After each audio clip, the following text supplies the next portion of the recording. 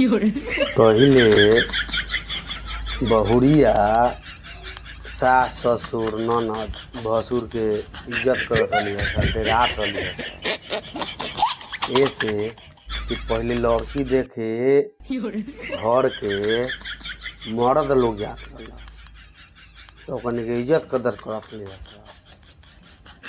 अब भैया समय बदल गए, अब जाता लोग जइहन सास जइहन ननद जइहन गोतनी जइहन जेठानी जइहन पूरा घर भर के खानदान माने एको गो लड़का बच्चा से सियान से लेके एको आदमी बाकी ना रही ओकरा के देखे जाए से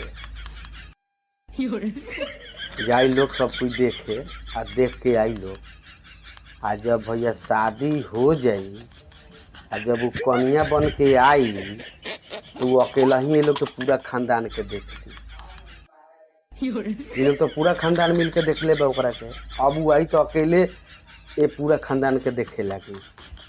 आ सास आ ननद ज्यादा टारगेट में रहेला लोग।